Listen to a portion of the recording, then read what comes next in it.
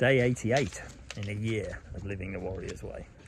And in today's video, what I want to talk about is the thing that we fear most and the stories that we run in our head around those fears that actually, in the majority of the time, never actually come to pass. Now, how can I talk today with authority on this subject? So my partner and myself were away this weekend and we rented out our apartment to some people. And in theory, this is all not a problem. Airbnb, they take bookings all the time.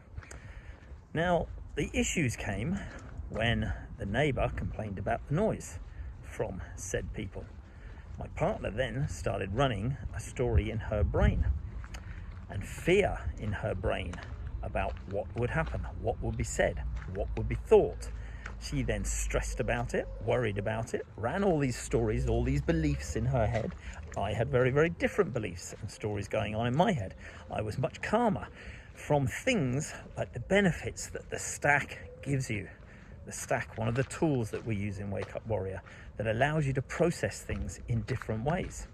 Now, the next day, the final day of this little weekend break, apparently the noise got worse.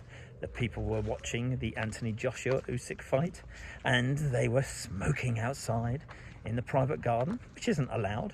And so that caused the neighbour to complain even more.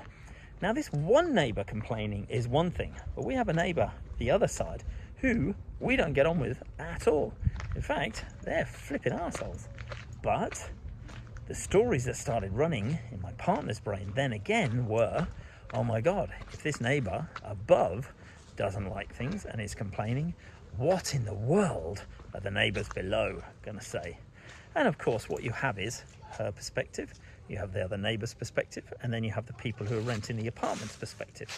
So 3 different versions of the truth. What would be the accurate version?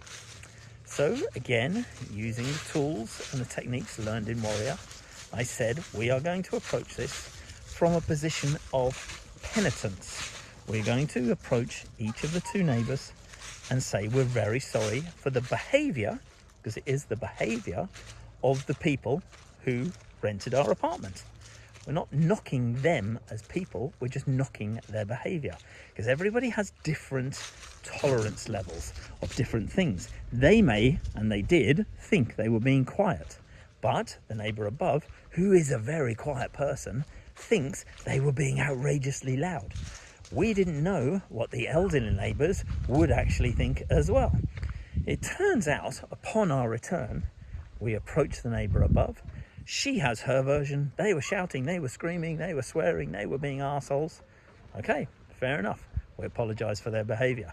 We will do everything we can to ensure this doesn't happen. These are the actions and these are the things and the resolutions we've already taken. So that's her. We've already spoken to the person who was renting the apartment through message, and we got her version of events. Then we went to the evil neighbours, expecting the world to fall apart and have them throw poison in our faces and acid and the reality is, because we came from a position of walking up to them, we're really sorry for the behaviour of our guests. We're really sorry that they may have put you out. We really deeply, sincerely apologise because it was disrespectful of you. And lo and behold, they just said, that's not a problem. They were okay. It wasn't going on too late and we weren't that bothered. Yeah, we accept your apology. Don't worry too much about it. So you see, in my partner's brain, she was running various different stories about what would happen, what had been said, and all of the things that she thought about and dreamt about and got all worked up about never actually came to pass.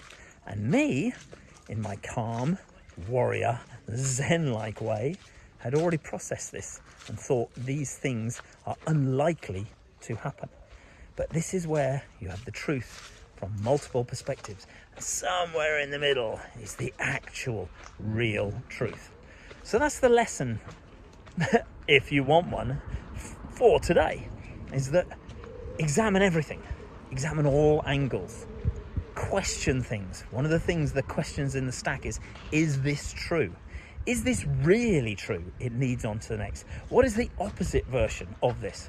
What is the desired version of this? What is the me version of this? And it leads you and allows you to work on these different things to come up with an overall perspective and an unclouded perspective from your own personal judgments. This only comes from time spent going through multiple stacks and looking at things in multiple ways.